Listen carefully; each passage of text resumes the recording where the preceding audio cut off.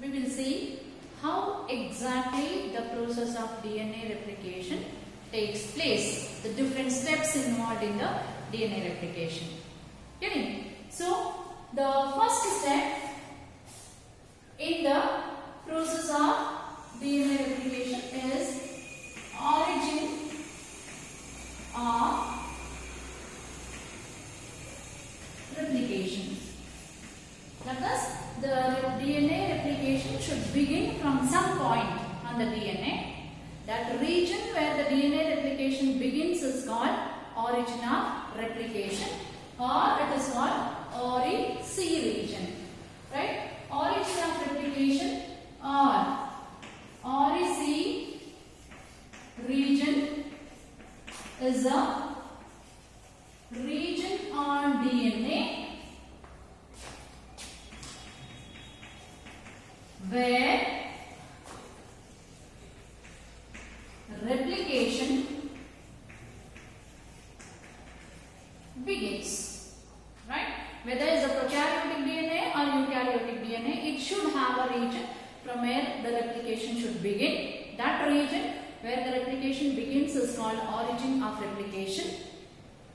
Usually, origin of replication will be rich in AT base pairs, that is adenine thymine base pairs. As they are held together by two hydrogen bonds, it will be easy to initiate the replication process from that region. So, in case of or in prokaryotes, single ORI region is present. That is origin of replication.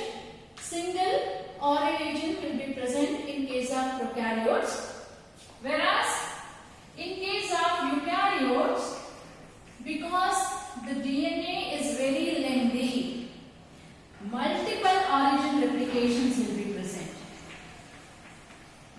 Multiple ORI region will be present.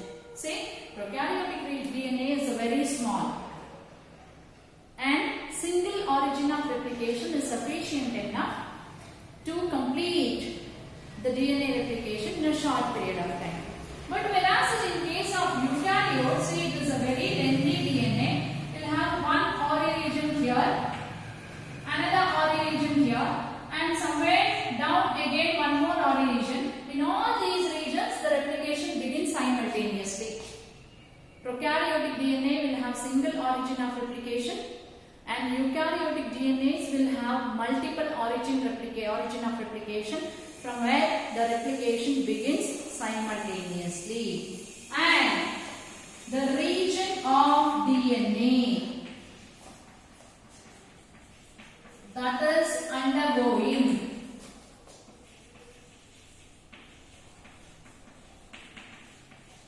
replication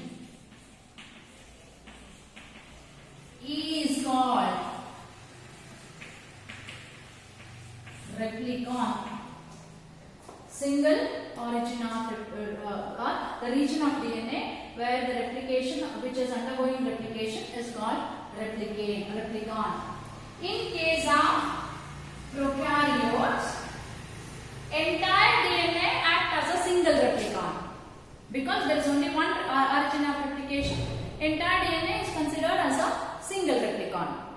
Whereas in case of eukaryotes, since there are multiple origin of replication, there will be multiple replicons, the region where the DNA is undergoing replication. Getting all of you?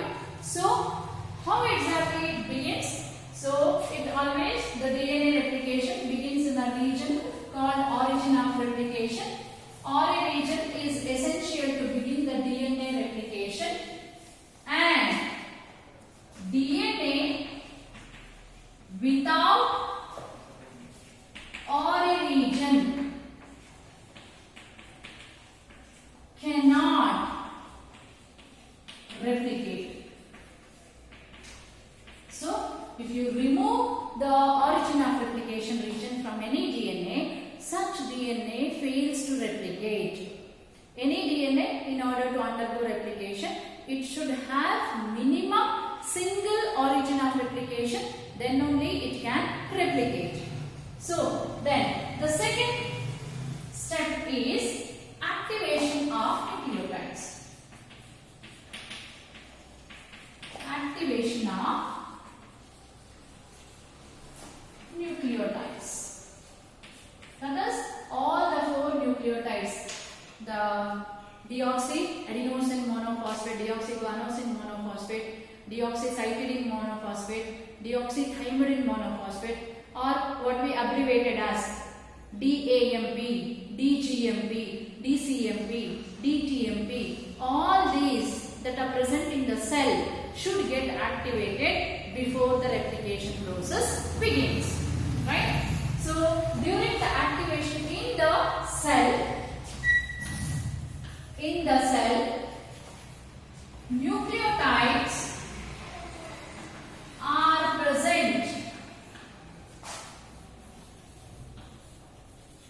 in monophosphate form. They are present in monophosphate form, and they should be converted into triphosphate form before beginning of the replication. And this conversion of monophosphate form of nucleotides, that is DAMP, DCMP, DTMP, into triphosphate, that is DATP, deoxyadenosine triphosphate, or DGTP, deoxyguanosine triphosphate, like this. Conversion of monophosphate form of nucleotide into triphosphate form of nucleotides is called activation of nucleotides. Activation of nucleotides should take place before the replication should begin. So what exactly happens in activation of nucleotides? The different monophosphate forms of nucleotide, that is deoxyadenosine monophosphate, right? In presence of H3PO4, or you can add here DTMP, DCMP, DGMP, for all the same process.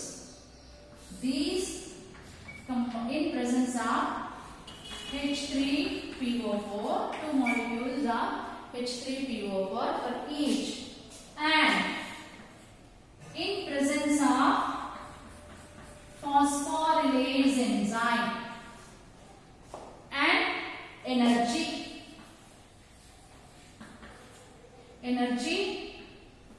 in the form of ATP or GTP, they get converted into DATP, DTTP, DCTP, and DGTP. Deoxyadenosine triphosphate, deoxythymidine triphosphate, deoxycytidine triphosphate, deoxyguanosine triphosphate. So all the 4 nucleotides that are in the monophosphate form are getting converted into triphosphate form in presence of phosphorylase enzyme and energy in the form of ATP or GTP. These triphosphate form of nucleotides, they have dual function.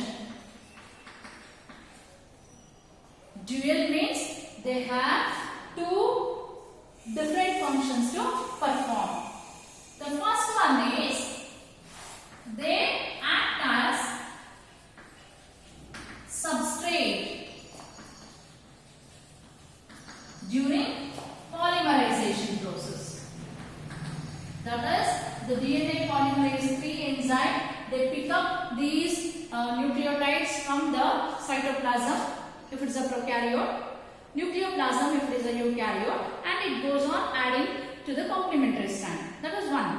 They act as a substrate during the polymerization activity, and though they are converted into triphosphate form, while adding or while synthesizing the new strand, monophosphate form of it will be added.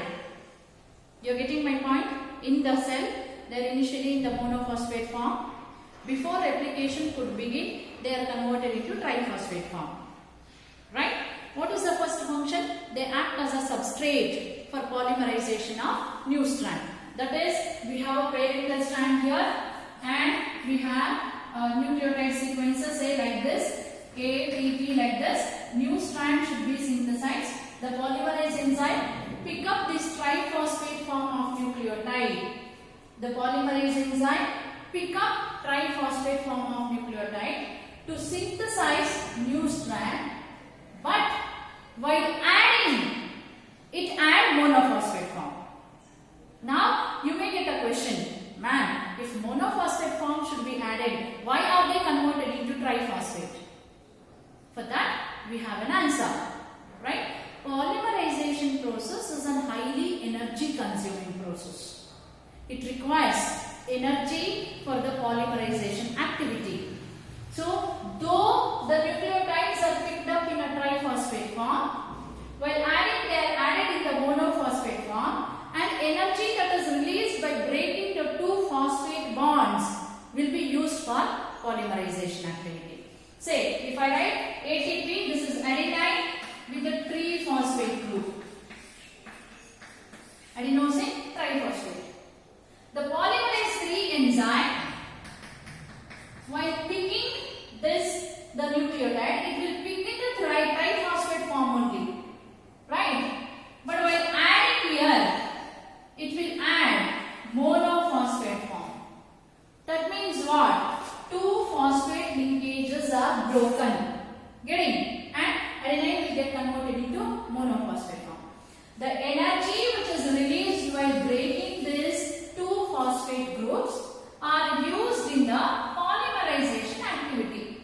While adding the next nucleotide, a phosphodiester linkage should be created. So to create that phosphodiester linkage, energy released during the phosphate is utilized. That means the triphosphate form of nucleotides have dual function. First, they act as a substrate to synthesize new strand or polymerize the new strand. Second one, while the polymerase enzyme pick up these nucleotides, they are picked up in a triphosphate form. But while adding, they are added in a monophosphate form. Energy released by breaking the two phosphate linkage will be utilized to create phosphodiester linkage. Then the third step in the DNA replication is unwinding of DNA.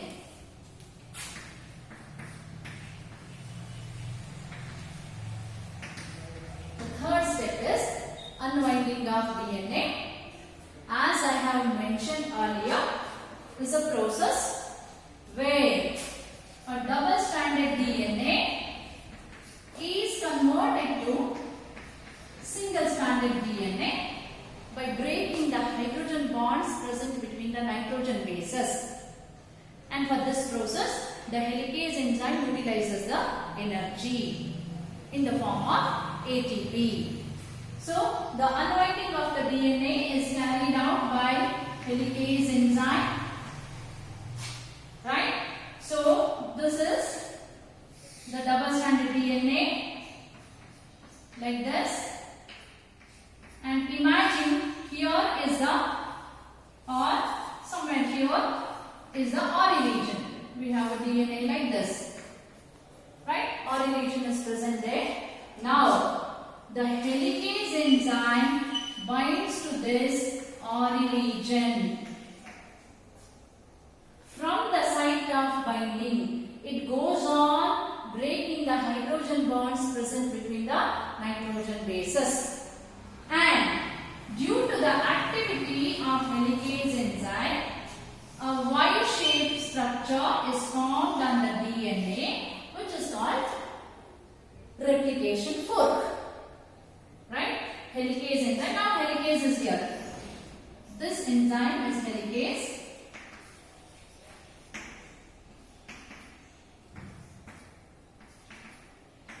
The helicase enzyme, which has completed the action here.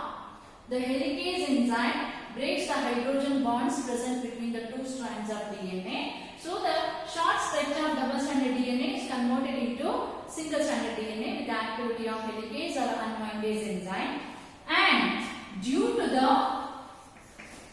activity of helicase enzyme, a Y-shaped structure is formed on DNA, and it is called replication fork. Due to the activity of helicase enzyme, a Y-shaped structure is formed on DNA, and this Y-shaped structure is called replication fork. And in the next step, these exposed strands, see, these are the exposed strand where the double-stranded DNA is converted into single-stranded. The exposed DNA are stabilized by binding of single-strand binding proteins, right? So once unwinding is over, right, a replication fork is created. Exposed DNA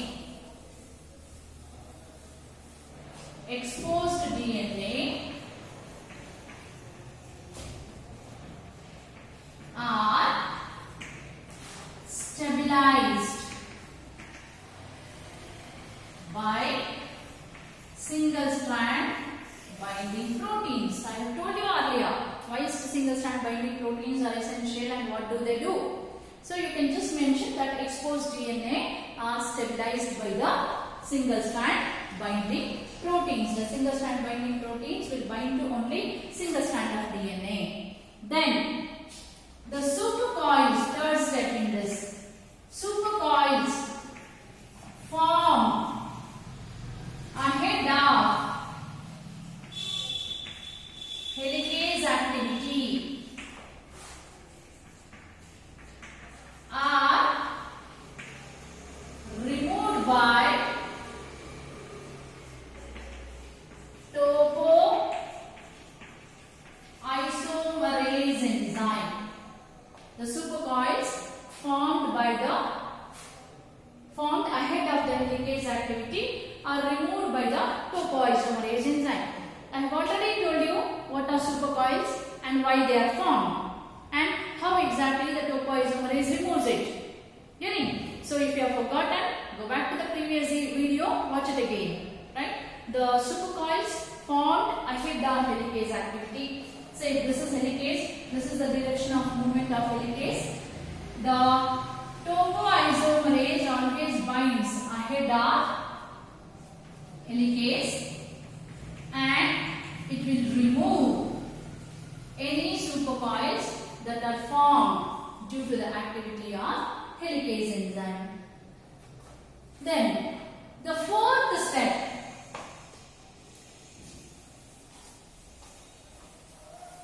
I'm going to draw the same picture on the side, so the space won't be sufficient there.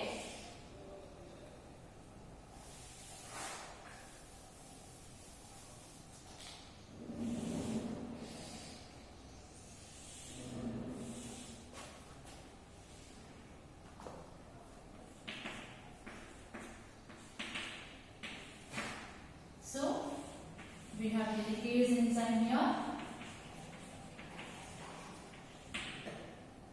And this is topoisomerase and these are SSBP, that is single strand binding protein. Then the fourth step is synthesis of primers. Synthesis of primers is the fourth step. So this step is carried out by primase enzyme. Synthesis of primers is carried out by the primase enzyme, right? So the primase enzyme, which is a DNA dependent RNA polymerase enzyme, will synthesize a short stretch or a short piece of RNA at the 5' end of new strand. Remember, 5' end of new strand. Why primers are required? The primers are required because DNA polymerase cannot initiate the synthesis of new strand. So the synthesis of primer, in this what you are going to write? A short stretch of RNA is synthesized at 5' end of new strand, and this short stretch of RNA is called primer. The short stretch of RNA is called primer. And why primers are required? Primers are required as DNA poly 3 cannot initiate chain formation. Since DNA polymerase 3 cannot initiate a chain formation, primers are synthesized at the 5' end of the new strand, right? So I am going to show you one primer. This is 5' end and it is a primer. A short stretch of RNA is synthesized at the 5' end of the new strand by primase enzyme. The primase is a DNA dependent RNA polymerase. You should mention the enzyme. Synthesis of primer takes place with the help of primase enzyme. Primase is a DNA dependent RNA polymerase enzyme. Primers are a short stretch of RNA that are synthesized at the 5' end of the new strand. Primers are required as the DNA polymerase enzyme cannot initiate the chain formation. It can only elongate a chain. So the next step in the DNA replication is elongation of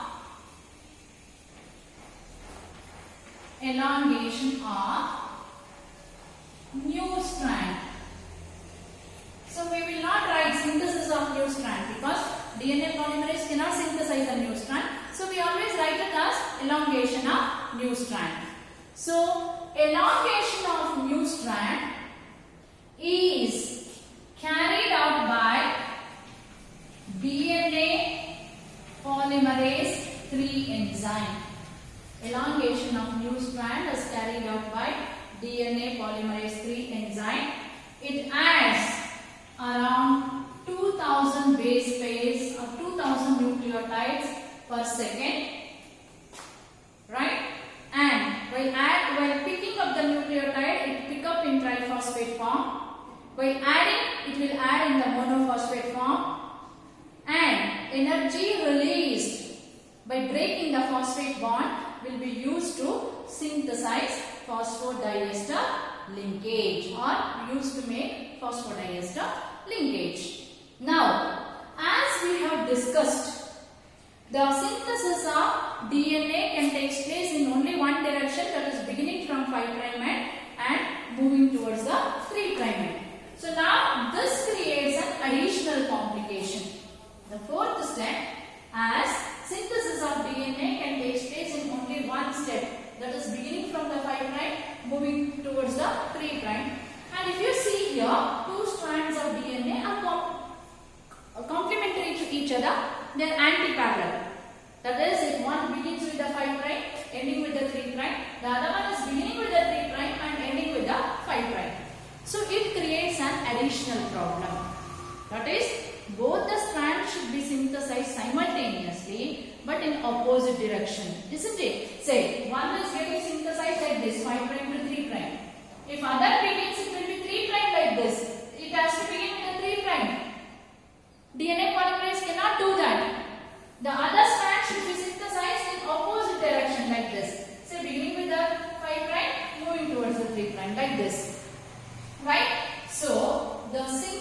synthesis of or elongation of new strand takes place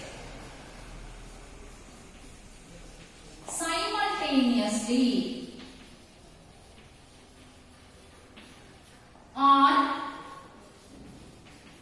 both the strands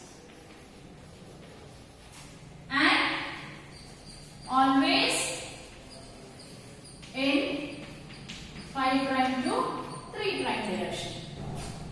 The synthesis of both the strands takes place simultaneously on both the strands and always in 5' to 3' direction. So, on one of the strand, on one of the parental strand, on one of the parental strand can be called as template. On one of the parental strand or the template strand which begin from 3' to 5', which begin from 3' to 5'. That is this strand. Say begin in the sense the opening of the replication fork I am saying. Because replication fork is opening like this, I am saying this end is the beginning. So on one of the strand or one of the parental strand or the template strand which begins from 3' to 5', the new DNA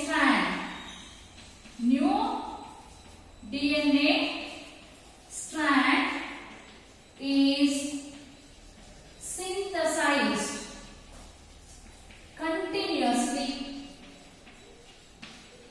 because that is a favorable direction. Polymerase enzyme binds here.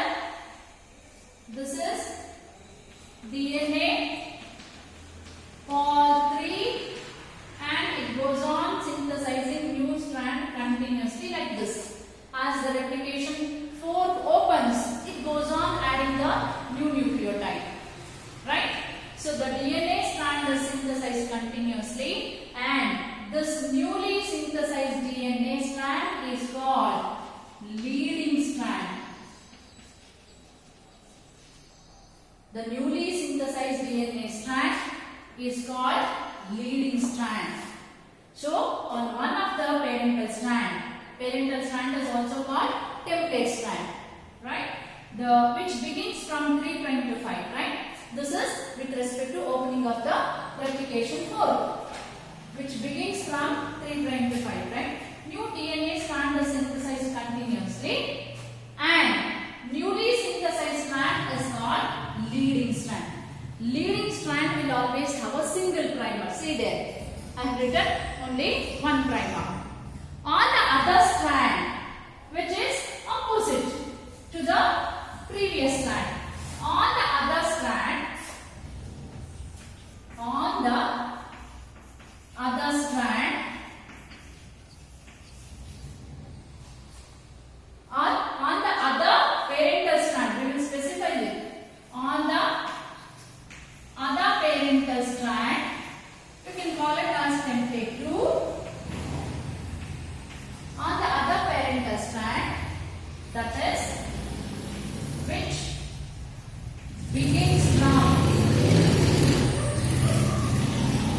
5' to 3', DNA is synthesized discontinuously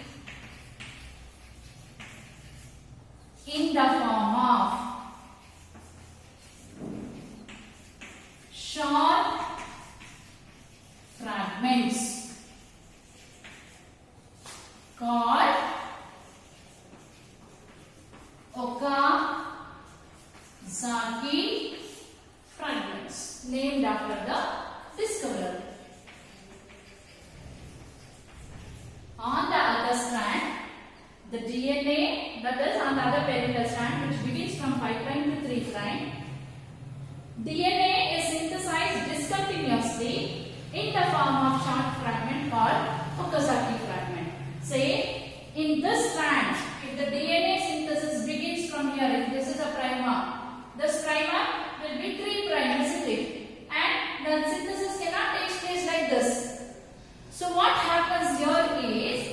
many primers are synthesized like this.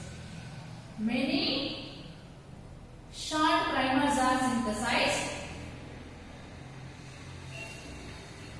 like this, and the DNA synthesis takes place in opposite direction in the form of short fragments.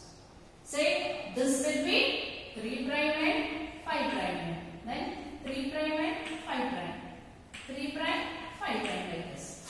DNA synthesis is beginning from 5' moving towards the 3', 5' moving towards 3'. Why? Because this should be complementary to this strand, right? So on the other strand, which begins from 5' to 3', synthesis of DNA takes place in the form of a short fragments, and these fragments are called Okazaki fragments. The strand, this newly synthesized strand, the strand is called lagging strand,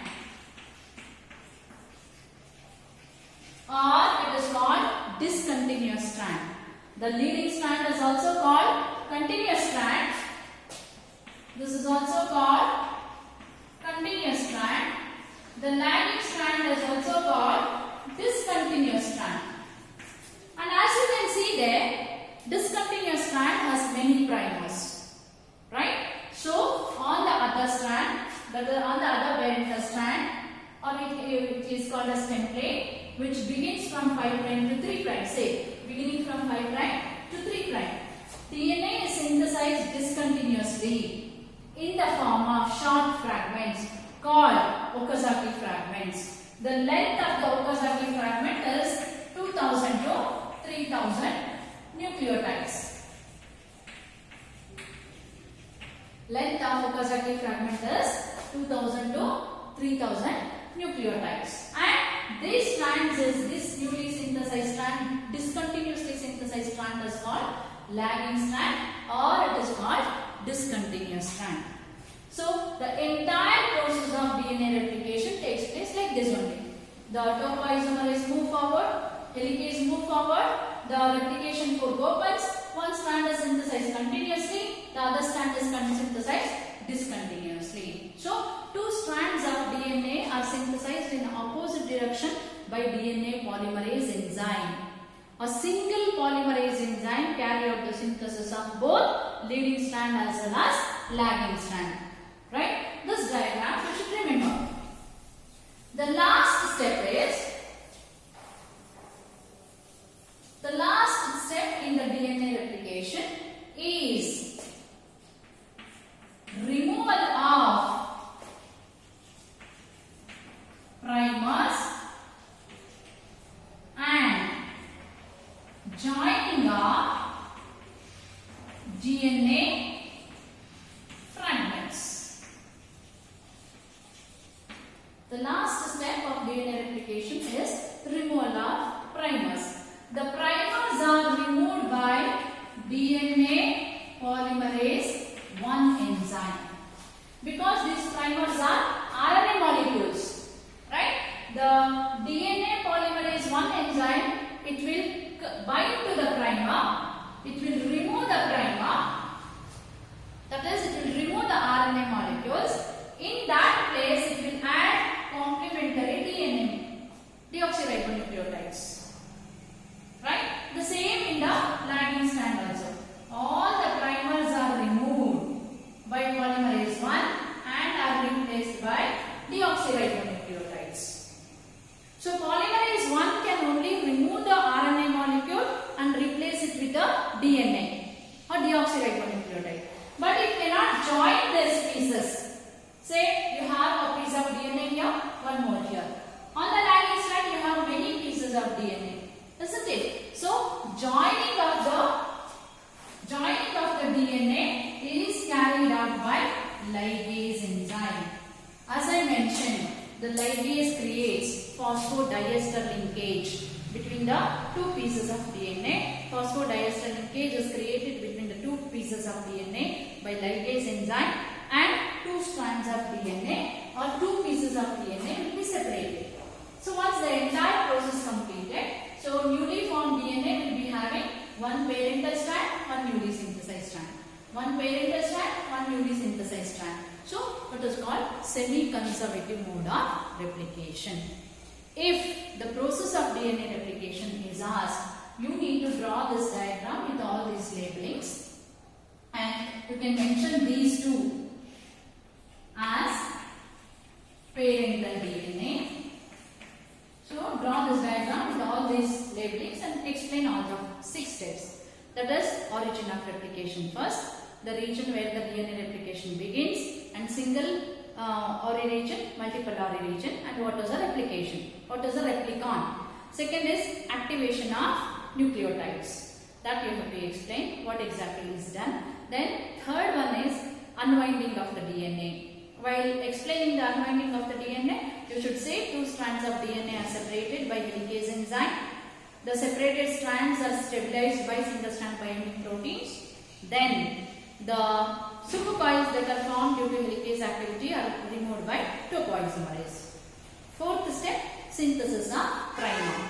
You should mention about the primase enzyme and what are primers, why they are required. Fifth step is elongation of new strand. DNA polymerase, you have to mention polymerase 3, you have to mention. It goes on adding new nucleotides that are complementary. Say synthesis means nothing but, say it will read the nucleotides present here, it will go on adding the complementary nucleotides. While adding the complementary nucleotides, it pick up the triphosphate form, but while adding it will add monophosphate form. Right? And during elongation, you also need to explain that one of the strand is synthesized continuously, which is called leading strand. The other strand is synthesized discontinuously, which is called lagging strand. Why they are synthesized in opposite direction? Because DNA polymerase can synthesize DNA in only one direction, that is 5' to 3'. Whereas the 2 strands of DNA are anti-parallel. To overcome the problem, it will synthesize in 2 opposite direction.